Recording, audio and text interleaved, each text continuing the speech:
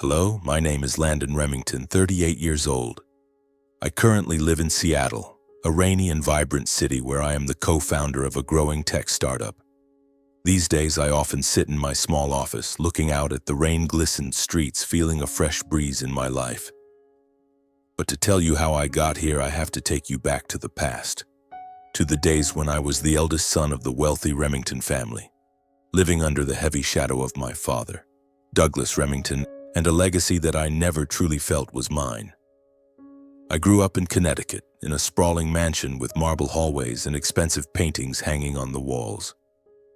My family owned Remington Enterprises, a multi-billion-dollar real estate and financial investment conglomerate built by my father from his younger years. As the eldest son, I was raised with the expectation that I would take over that empire. But for me, expectations weren't motivation. They were like a rope tightening around my neck every day. My father, Douglas, was a stern man with eyes like razors and a voice that could silence an entire boardroom. He didn't just want success, he wanted everyone to know he was successful. Every word he spoke carried the weight of authority, and from a young age I learned never to talk back. "Landon, you need to be sharper," he would often say, his fingers tapping rhythmically on the ebony dining table, his eyes never leaving me. "You're a Remington. Don't let me down." But no matter how hard I tried, graduating from an Ivy League school, working myself to exhaustion as the company's director of business development, I never heard a word of praise from him. Only headshakes, sharp criticisms, and the feeling that I was always missing something.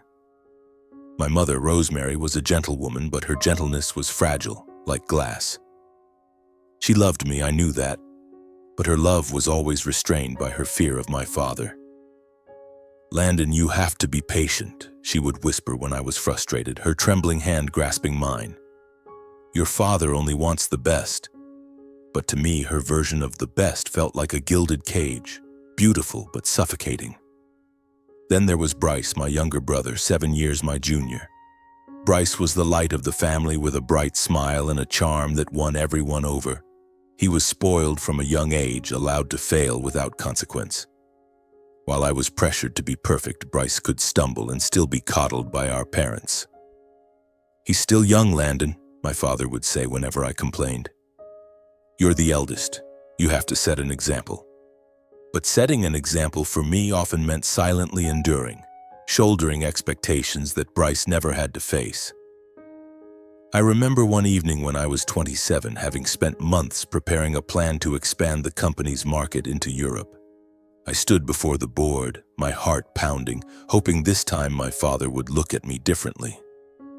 But when I finished my presentation, he just sat there, tapping his pen on the table, and said, "You think these ideas are impressive enough, Landon?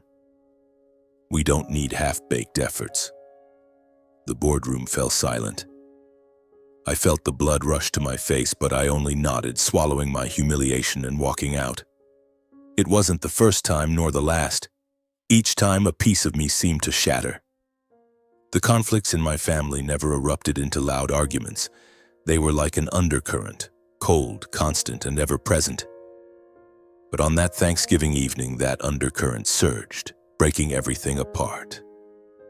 I vividly remember the biting cold of November in Connecticut, the wind whistling through, sending golden leaves fluttering outside the windows. Our mansion was lavishly decorated with the glow of crystal chandeliers casting shimmering light across the long dining table. Thanksgiving dinner wasn't just a family occasion, it was an event. Relatives from across the country gathered, joined by a few major shareholders of Remington Enterprises and distinguished guests my father invited to flaunt his power. I sat near the head of the table opposite Bryce, with my mother beside me and my father at the head, presiding like a king in his own court. The atmosphere was initially pleasant, at least by Remington standards. Small talk mingled with the clink of cutlery against porcelain plates. I stayed quiet as usual, nodding when someone asked about work or made a polite remark. But I noticed my father's eyes, sharp, calculating, darting toward me more than usual. A sense of unease crept over me like a storm brewing on the horizon. And then it hit, swift and merciless. As dessert was served, fragrant pumpkin pie and shimmering red wine, my father stood raising his glass, commanding every eye in the room. "Ladies and gentlemen," he began, his voice deep and authoritative, "I'd like to take this opportunity to share some good news about the future of the Remington family and our company." Smiles spread, curiosity piqued. I gripped my wine glass tightly, sensing something was wrong. "Landon, my son," he continued, his gaze locking onto me, "will soon be engaged to Eleanor Caldwell, the daughter of the state governor. This is not just a family union, but a strategic step to ensure our billion-dollar complex project is approved, a perfect move for Remington Enterprises." The room erupted in applause and congratulations. But for me, it felt like the blood in my veins had stopped flowing. Eleanor Caldwell? I'd met her exactly once at a charity event, and we barely exchanged 3 sentences. This wasn't a proposal. It was a command, a political marriage arranged to serve my father's interests, with me as nothing more than a pawn. I glanced at my mother.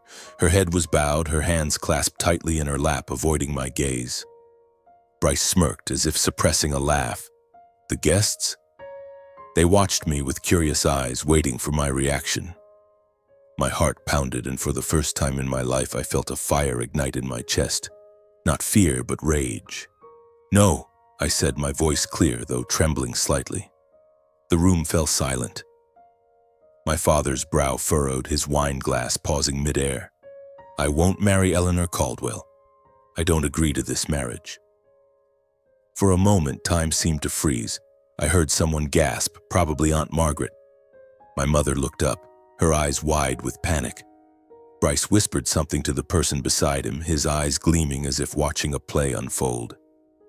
But my father, he didn't blink. He just stared at me, and I could see the fury boiling in his eyes. "What did you say, Landon?" His voice was low, dangerous, like the growl of a beast before it strikes. I took a deep breath, trying to keep my voice steady. "I said I won't marry her. I'm not a tool for you to use in your plans." The room held its breath. Then my father laughed, a dry, humorless laugh. "You dare speak to me like that, Landon? An ungrateful wretch, the greatest disappointment of this family, daring to reject the opportunity I've given you?" He stepped toward me, each footfall thudding against the wooden floor, echoing in the silence. "Who do you think you are? You're nothing without me, without Remington Enterprises." I wanted to retort, to say I'd done everything he ever asked of me for years, but the words caught in my throat. And then, before I could react, my father raised his glass of red wine and flung it straight at my face. The cold liquid splashed across my forehead, dripping down my cheeks, soaking into my white shirt. The sharp smell of wine filled my nostrils. I heard my mother's faint gasp, someone's stifled chuckle, and the murmurs of the guests. "You don't deserve the Remington name," my father snarled, slamming the glass onto the table, the sound of shattering crystal ringing like a verdict. "Get out. Now!" I stood, my hands trembling, my blood boiling. Wine dripped onto the floor like my own blood spilling. No one spoke. No one stood up for me. My mother kept her head down. Bryce smirked, and the others just watched, as if I were a stranger who had ruined their party. I left the room, my footsteps heavy in the long hallway. When I reached my apartment, my phone buzzed. A message from my mother. "Landon, you should reconsider. Your father only wants the best." And right after, one from Bryce. "You're such an idiot, Landon. Defying Dad? You'll regret this." I stood there in my dark apartment, humiliation and anger swirling together like a wave threatening to drown me. The apartment I called home sat on a quiet street in Connecticut, not far from the family mansion. It wasn't as lavish as my parents' home, but it was my own space, or so I had thought. I sank onto the sofa, still wearing the wine-stained shirt, the acrid smell clinging to me like a reminder of the humiliation that had just unfolded. My mind was reeling. For the first time in my 35 years, I had dared to stand up to my father. But that fleeting sense of freedom was quickly overtaken by fear. My father was not a man who forgave easily, and I knew he wouldn't let this slide. My phone buzzed again, but I didn't check it. I didn't want to read more of my mother's placating advice or Bryce's mocking taunts. I just wanted a moment of silence to process what had happened. But silence was never something the Remington family granted. The next morning, I was jolted awake by incessant knocking at the door.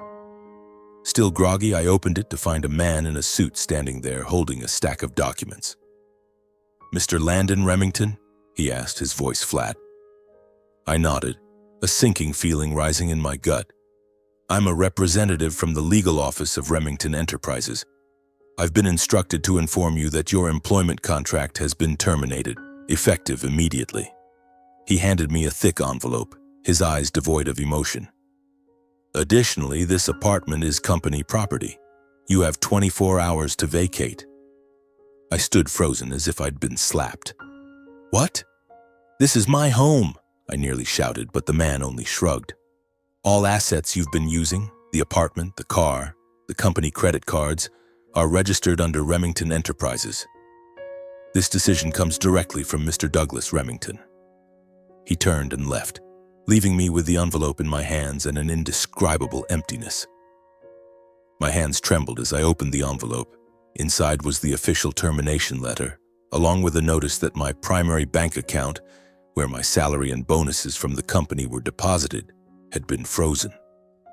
I checked my personal savings account, the one I kept separate. A few $100,000 remained, a significant sum to many, but to me it felt like a drop in the desert.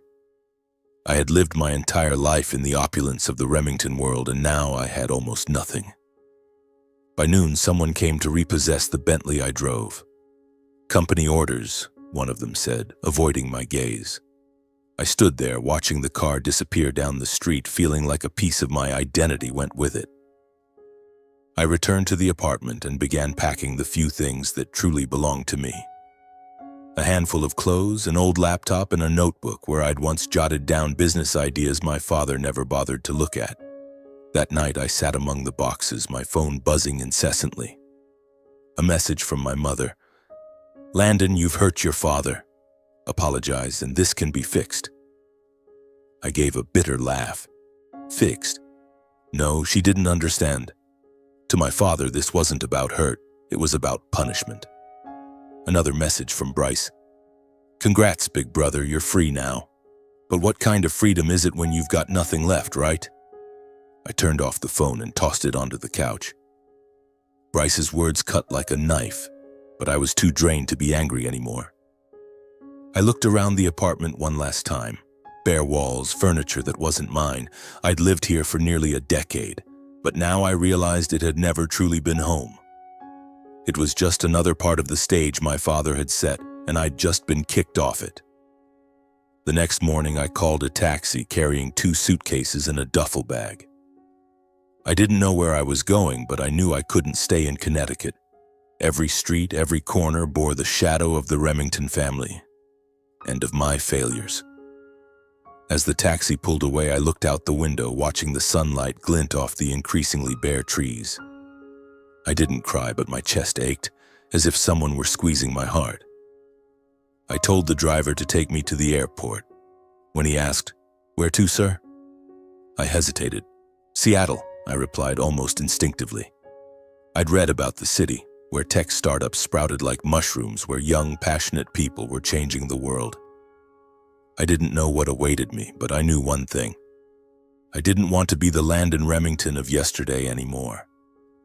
As the plane took off, I looked down at Connecticut one last time, feeling like I was leaving behind not just a place, but a person. I was no longer the eldest son of the Remington family.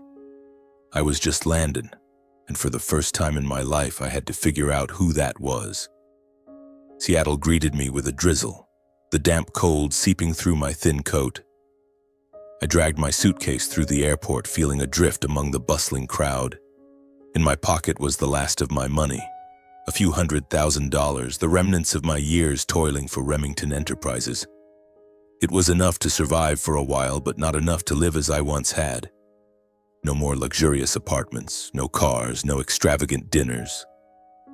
It was just me and for the first time that was both terrifying and strangely liberating.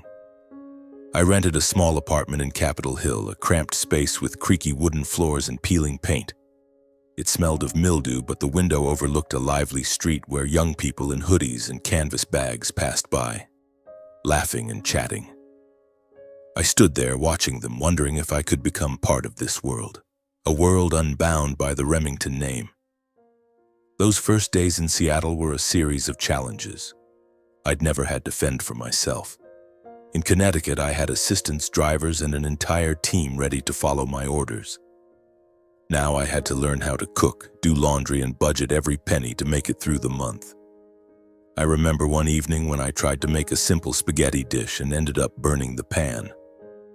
Sitting in my tiny kitchen, smoke billowing around me, I laughed, not out of joy, but at the irony.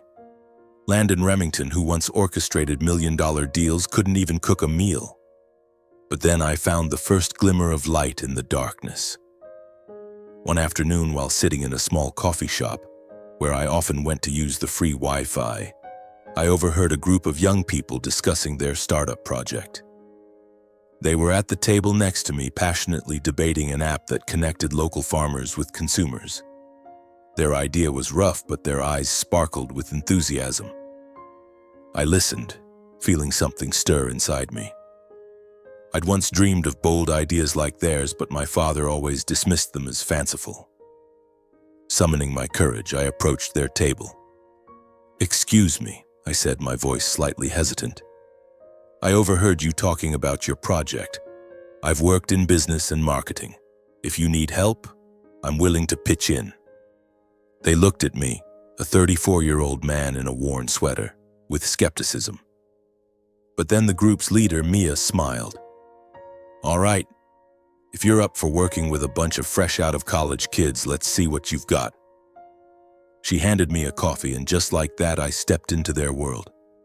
The startup consisted of 4 people: Mia, a passionate software engineer; Jay, a disheveled programmer; Sarah, a UI designer; and Ethan, the overly optimistic finance guy.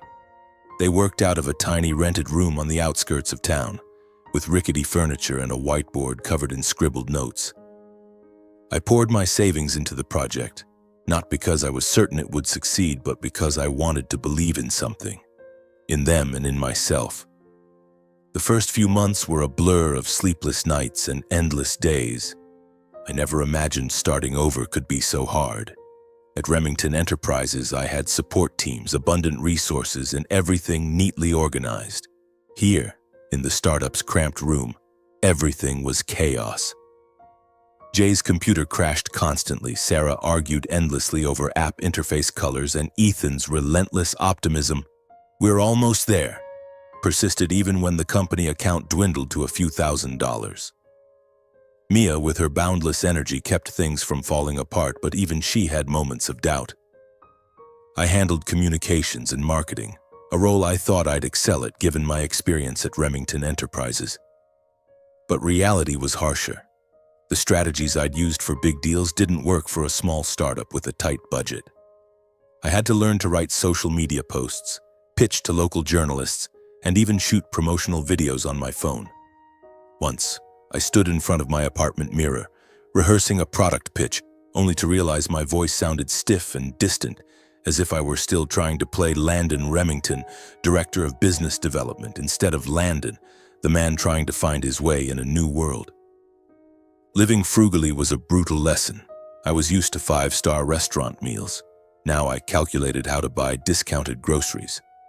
Some nights, lying on my creaky bed, listening to the rain tap against the window, I wondered if I'd made a mistake leaving Connecticut.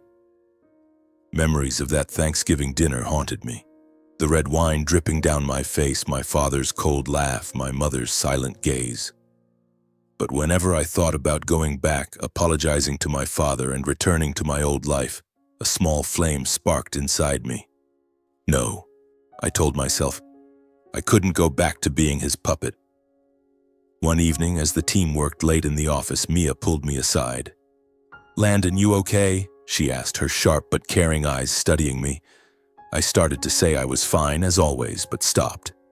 "I don't know," I admitted, my voice hoarse. "I used to think I knew who I was, but now, I'm not sure." Mia nodded as if she understood. "No one knows everything," she said. "But you're here, trying. That's what matters." Her words were like a small beacon in the dark. I began to realize that despite the hardships, I was living my own life, not my father's. But the road ahead was still uncertain, and I knew the biggest challenges were yet to come. In Seattle, I was struggling to find my footing. But thousands of miles away in Connecticut, my younger brother Bryce was being thrust into the very cage I had rejected. A forced marriage, a performance orchestrated by our father. I had cut off contact with my family since leaving Connecticut. I changed my phone number and deliberately avoided any news about Remington Enterprises. I didn't want to know what my father was doing or whether my mother was still sending anxious messages. But in quiet moments, I thought about Bryce. He had always been the pampered younger brother, shielded by our parents, always escaping trouble with his dazzling smile. I wondered, was he enjoying the life I'd left behind? Or was he too feeling that cage tightening around him? The truth came to me through a chance article online, stumbled upon while scrolling through headlines as I waited for my coffee at the usual cafe. "Youngest Remington son engaged to governor's daughter," the headline read, accompanied by a photo of Bryce and Eleanor Caldwell standing together at a charity event. Bryce looked dashing in a suit, his smile as perfect as ever, but his eyes were empty, as if that smile was just a mask. Eleanor, beautiful and poised, held his hand, but something about their posture, stiff, distant, made me uneasy. I read the article, each word piercing my chest. After I refused the marriage to Eleanor, my father had swiftly shifted his focus to Bryce. "A perfect alliance between two powerful families," the article declared, describing the marriage as a strategic move to solidify Remington Enterprises' position in the billion-dollar complex project. I could picture my father with his razor-sharp gaze persuading, or rather commanding, Bryce to comply. "You're a Remington," I imagined him saying. "This is your duty." I knew Bryce had no choice. Unlike me, he didn't have the courage or perhaps the recklessness to defy our father. Bryce had always been sheltered, taught that following our father's orders was the easiest path. But I also knew from the look in his eyes in that photo that he wasn't happy. His married life, according to the article, was a parade of public events, parties, interviews, and model family photos splashed across the press. But beneath it all, I sensed the suffocation. Bryce, who once flitted through life with carefree ease, was now bound in a performance directed by our father, with Eleanor and the Caldwell family as his co-stars. I sat in the cafe, my coffee growing cold in my hands, my heart heavy. I didn't blame Bryce for agreeing. He was only doing what he'd been taught his whole life: obey. But I couldn't help thinking about what he was going through, waking up each morning next to a stranger, forcing smiles for the cameras, and feeling controlled by both his family and the Caldwells. I knew that feeling because I had lived in that cage, albeit in a different way. I wondered if Bryce ever thought of me or if he regretted mocking me that Thanksgiving night. But regardless, I couldn't do anything for him from Seattle. I could only keep forging my own path, hoping that one day Bryce would find the courage I had found, or at the very least that I could help him when the time came. In Seattle, I threw myself into the startup as a way to escape my past. The early days of struggle gradually gave way to a new rhythm. Mia, Jay, Sarah, Ethan, and I worked like maniacs, pouring our hearts into an app connecting farmers with consumers. We called it GreenLink, a simple yet promising idea that let city dwellers buy fresh produce directly from local farms. But turning that idea into reality was a battle. We faced endless issues: software bugs, funding shortages, and heated debates over direction. Some nights, lying on my creaky bed in the apartment, I wondered if I was betting everything on an unrealistic dream. But after 3 grueling years, a breakthrough came. One morning, Mia burst into the office, eyes blazing, holding up her phone like a trophy. "Landon, you won't believe this," she shouted. A TechCrunch article had just named Greenlink a startup to watch in the agri-tech space. The piece praised our idea, calling it a groundbreaking solution for sustainable food. I read the article over and over, my heart pounding. For the first time, I felt I'd truly accomplished something, not to please my father, but for myself and the team. That article was like a pebble creating ripples. Investors started to take notice. A venture capital firm from Silicon Valley reached out requesting a meeting. I remember that meeting in a sleek San Francisco office, standing before men and women in expensive suits pitching Greenlink. This time, there were no scornful glares from my father, no cold criticisms. They listened, nodded, and finally one said, "We want to invest. $10 million to scale up." I could hardly believe my ears. As we shook hands, Mia squeezed my hand under the table, her smile radiant. Within 6 months, Greenlink exploded. We expanded the team, moved to a larger office in downtown Seattle, and our app was everywhere. More investors poured in, and by year's end, Greenlink was valued at over $100 million.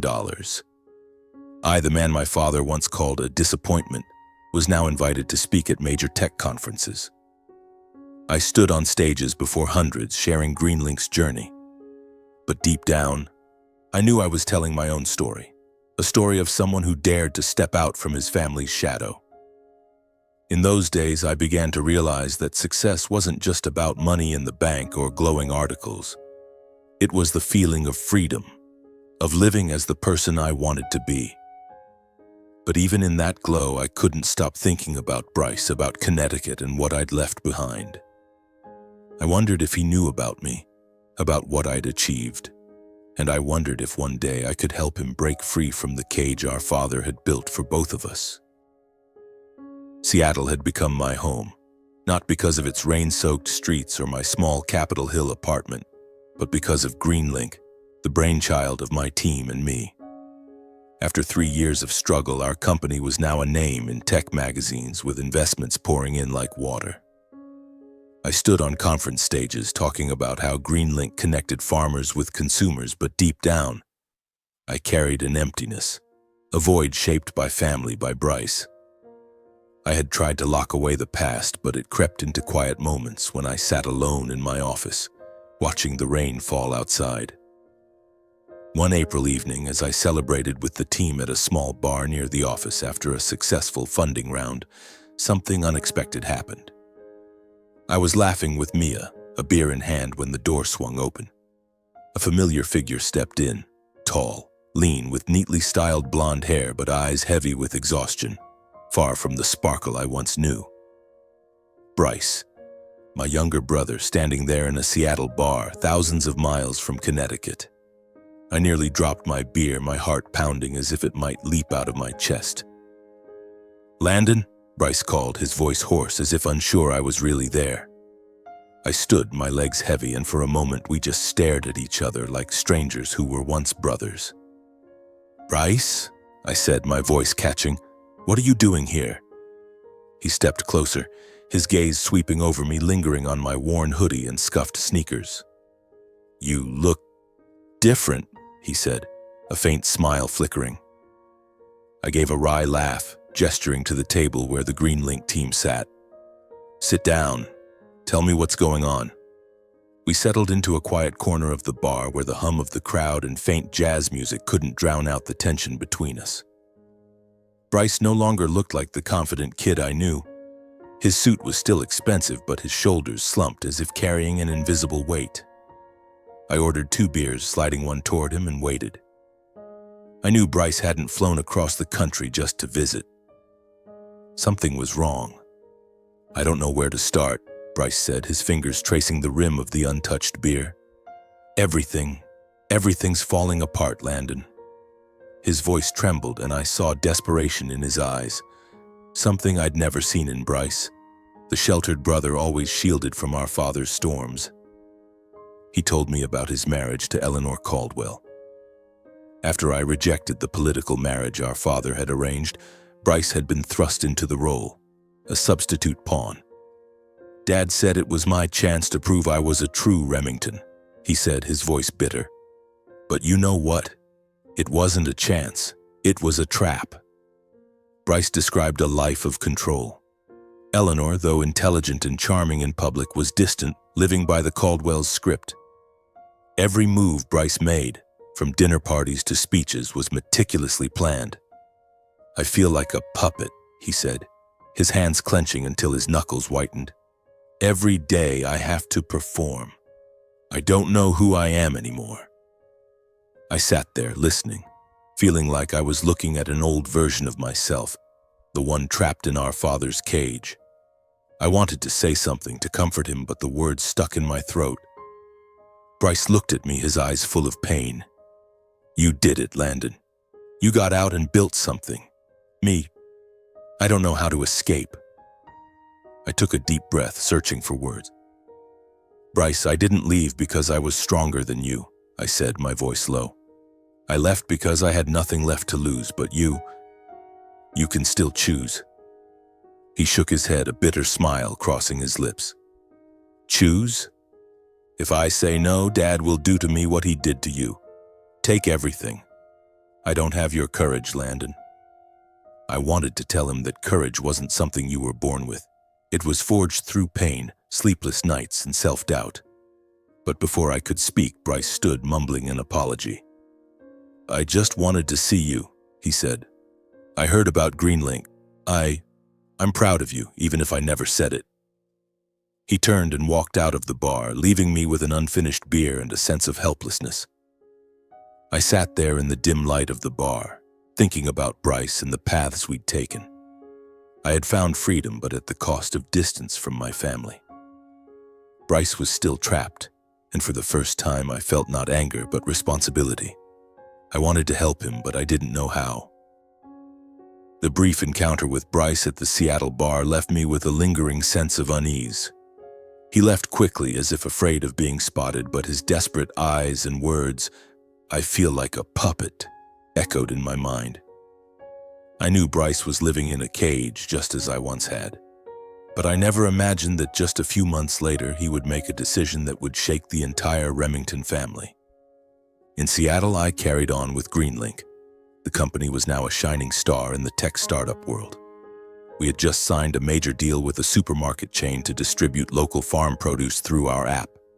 Late-night meetings, conference speeches, and investor calls kept me so busy I barely had time to think about Connecticut.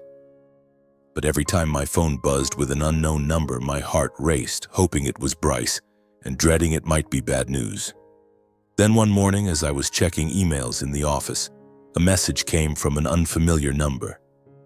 "Landon, it's me. I did it. I filed for divorce."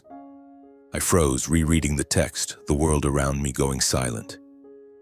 Bryce, my little brother, who had been too afraid to defy our father, who had accepted the marriage to Eleanor Caldwell to please the family, had filed for divorce. I called him immediately, no hesitation. "Landon," Bryce's voice came through, faint but carrying a resolve I'd never heard before. "I couldn't keep going. I couldn't live like that anymore." He explained that after our meeting in Seattle, he'd done a lot of thinking. "You were right," he said. "I can choose. And I'm choosing not to live as a puppet anymore." I sank into my chair, gripping the phone, feeling both proud and worried. "Have you told Eleanor?" I asked. Bryce paused, then replied, "She knows." She wasn't surprised, but her family, they're furious. I could imagine the Caldwell's rage. To them, Bryce and Eleanor's marriage wasn't just a family union. It was a political contract, a way to bolster Governor Caldwell's power and secure benefits for Remington Enterprises. Bryce's divorce wasn't just the end of a marriage. It was an act of betrayal in their eyes. "What about Dad?" I asked, though I already knew the answer. "Dad, he called me ungrateful. Said I've destroyed everything he built," Bryce said, his voice catching. "But this time, I'm not apologizing. I'm not going back." A mix of emotions surged within me. I was proud that Bryce had finally found his courage, but I also knew the price he'd pay wouldn't be small. I remembered the day I left Connecticut when our father stripped me of everything, my apartment, car, bank account. Bryce was now facing the same risk, perhaps worse because he wasn't just defying our father but also the Caldwells. "Where are you?" I asked. "What do you need?" Bryce gave a dry laugh, a mix of exhaustion and relief. "I'm in New York for now. I don't know what I'm doing next, but I want to see you. I need you." His words choked me up. Growing up, we had never been truly close. I was the eldest, burdened with the pressure to be perfect, while Bryce was the pampered younger brother, always forgiven. But now, at this crossroads in our lives, I felt a new connection. Not as Remington brothers, but as two people trying to escape our father's shadow. I arranged to fly to New York that weekend. When I met Bryce at a small Brooklyn cafe, he looked like a different version of himself. The expensive suit had been replaced by a simple shirt and jeans, his blonde hair no longer meticulously styled but left loose. What struck me most was his eyes, no longer empty as they were in Seattle, but lit with a flicker of hope, though still tinged with fear. "I did the right thing, didn't I?" Bryce asked, fidgeting with his coffee cup, seeking reassurance. "You did what you needed to do," I said, placing a hand on his shoulder. "But it won't be easy, Bryce. Dad won't forgive you, and the Caldwells, they'll do everything to retaliate." Bryce nodded, his lips pressed tight. "I know. They've already cut all ties with Dad's company. The billion-dollar project he bet everything on, it's falling apart." I wasn't surprised, but a chill ran through me. Our father, Douglas Remington, who prided himself on absolute control, was now facing the consequences of his own schemes. Bryce shared more details. After filing for divorce, he faced a storm. Eleanor, though she didn't love him, was humiliated by the public fallout. The Caldwells declared Bryce's actions a betrayal not just to them but to the shared interests of both families. They withdrew all political support from Remington Enterprises, leaving the billion-dollar complex project, our father's obsession, in limbo. Partners began pulling out, and the press started reporting on the collapse of the Remington empire. Bryce, once our father's golden son, was now branded a wrecker. Listening to Bryce, I couldn't help but recall that Thanksgiving night when our father threw red wine in my face in front of everyone. I knew the sting of being stripped of identity, of being seen as a failure by the man who had once been the center of my world. But looking at Bryce, I saw something else, a spark of liberation. He was scared, yes, but he was also free, even if just beginning to be.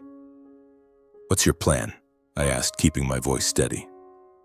Bryce shook his head. "I don't know. I just know I can't go back. But I've got nothing, Landon. Dad cut me off. Bank accounts, car, apartment. I've got a few $1,000s and a suitcase of clothes." I smiled, though my heart ached. "Sound familiar?" I said. And for the first time that meeting, Bryce laughed, a small, genuine laugh. I invited Bryce to Seattle, offering him a place in my apartment until he found his way. "I'm not saying it'll be easy," I said, "but I promise you won't be alone." Bryce looked at me, his eyes glistening, and for a moment I saw the little brother who used to chase me around the Connecticut estate's garden begging to play ball. "Thanks, Landon," he said, his voice hoarse. "I never said this, but I'm sorry. For that night, for what I said." I nodded, no words needed. Bryce's apology didn't erase the past, but it opened a new door between us. I knew his road ahead would be thorny just as mine had been. But this time, he wasn't alone. And I, though still carrying scars from our family, felt a quiet relief knowing I could be the brother Bryce needed. As we left the cafe, New York was raining, a light drizzle like Seattle's. Bryce pulled up his hoodie and I saw him walk with a hint of resolve, though still tentative. I wondered if this was the start of a new Bryce or just a moment before he'd be pulled back into the storm. But either way, I decided I'd be there. Not to save him, but to face what was coming alongside him. One morning, as I was reviewing revenue reports in the office, Mia walked in, holding her phone with a strange expression. "Landon, have you seen this?" she asked, handing me the device. A Bloomberg article appeared on the screen, headlined, "Remington Enterprises faces crisis, billion-dollar project stalls after alliance collapses." I skimmed it, my heart racing. The article detailed how the Caldwell family, following Bryce's divorce from Eleanor, had completely withdrawn political support for the complex project my father had staked everything on. Partners pulled funding, loans were tightened, and Remington Enterprises' stock plummeted. The company, once a symbol of power and invincibility, now teetered on the brink. I sank into my chair, feeling as if I'd been yanked back to Connecticut, to the marble hallways of the family mansion where my father once ruled with an iron hand. Douglas Remington, who controlled every facet of life, mine, Bryce's, our mother's, was now losing what he valued most, his empire. Part of me felt a cold satisfaction, a grim pleasure at the thought of him backed into a corner. But a deeper part, buried within, ached with a dull pain. Despite leaving the family, despite the humiliation he inflicted on me that Thanksgiving night, he was still my father. And Remington Enterprises, though I despised it, was part of my memories. I called Bryce that afternoon. He was staying at my Seattle apartment, sleeping on the sofa and trying to find work. "Have you seen the article?" I asked.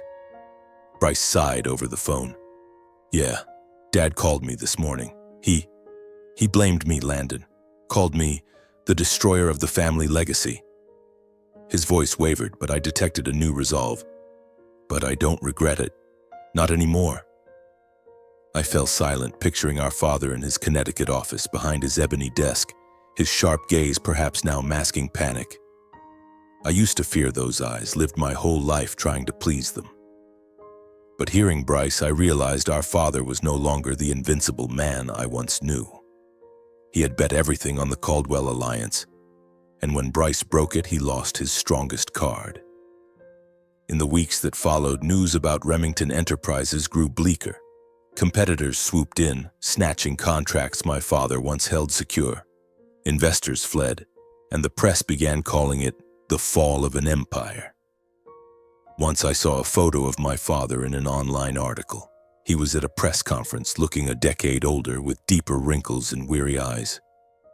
My mother, standing beside him, wore her forced smile, but I knew she was breaking inside. I wanted to call her, to ask if she was okay, but I couldn't. Not out of anger, but because I feared her voice would pull me back into the cage I'd escaped. Bryce, meanwhile, was slowly finding himself in Seattle. He started freelancing, writing content for small tech companies, and I saw him smile more. One evening, as we ate pizza in my apartment, he said, "You know, for the first time I feel like I'm living, not performing." I smiled, but my heart was heavy. Bryce's freedom, like mine, had come at a cost. The collapse of Remington Enterprises. That is the story of my life. From the eldest son living in the suffocating shadow of the Remington family to a man who found freedom in Seattle's rain. I once thought I had to carry the world, my father's expectations, the family legacy, and the Remington name like an iron crown. But now, sitting in my small apartment, listening to the rain tap steadily on the window and watching Bryce sleep soundly on the sofa, I realize my true world isn't in skyscrapers or million-dollar deals. It's here, in these simple moments, in the freedom Bryce and I paid dearly to claim. My journey is no fairy tale. Leaving Connecticut, I lost everything. My apartment, car, bank account, and the sense of belonging somewhere. That Thanksgiving night when my father threw red wine in my face and called me ungrateful, I thought I'd never get back up. But in Seattle, alongside people like Mia, Jay, Sarah, and Ethan, I learned that failure isn't the end. It's a beginning. Greenlink, the startup we built from a few $1,000s and a scribbled whiteboard, became proof that I could be someone beyond the Remington name. I found myself, not through my father's approval, but through sleepless nights, arguments with the team, and moments when I dared to believe in my dreams. Bryce, my brother, is learning that lesson too. He dared to file for divorce from Eleanor Caldwell, to defy our father and step out of the cage that once held me. Seeing him now, freelancing, joking in my apartment, I see a new Bryce. Not the spoiled younger brother, but a man finding his way. "Bryce," I told him one evening over coffee, "don't fear failure. Don't fear being called a traitor or unfilial. The worst fear is living a life that's not yours." He nodded, his eyes bright, and I knew that advice was as much for me as for him. The message I want to convey isn't about triumph or revenge. It's about courage. Courage to leave, to face pain, and to rebuild. My father, Douglas Remington, may call me an unfilial son, but I no longer need his approval. I've learned that family isn't expectations or chains, but the people who stand by you when you choose to live authentically. Bryce is my family now, and perhaps one day I'll find a way to reconnect with my mother. But with my father, I choose forgiveness, not by returning, but by letting him live with his choices as I live with mine. Standing on my balcony, looking out at Seattle glimmering in the rain, I think about the future. Greenlink may grow bigger, or it may face new challenges. Bryce may stumble, but I know he'll get up. As for me, I'll keep walking, unsure of the destination, but certain I'm on my own path. My father called me an unfilial son, but perhaps I'm just the first son who dared to live the way I wanted.